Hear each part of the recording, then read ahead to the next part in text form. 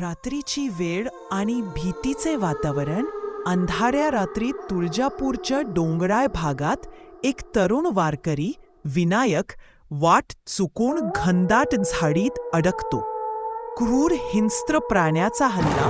अचानक त्याच्या समोर एक विशाल आणि भयानक वाघ डरकाळी फोडत उभा राहतो. विनायक भीतीने थरथर कापतो आणि आई भवानी असा जोरात टाहो फोडतो. विनायक डोळे मिटून प्रार्थना करू लागतो. तेव्हाच अंधारातून हातात मशाल घेतलेली एक तेजस्वी स्त्री तिथे प्रकट होते.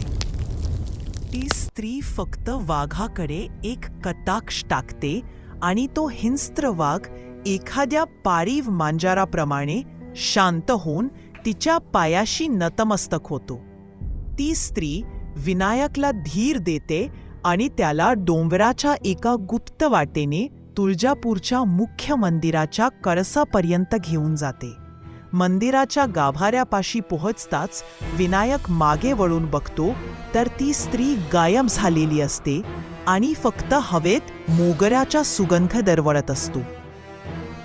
विनायक धावत गाभाऱ्यात जातो आणि पाहतो तर काय, देवीच्या मूर्तीला तीच हिरवी साडी आणि तेच दागिने असतात जे त्याने त्या स्त्रीच्या अंगावर पाहिले होते.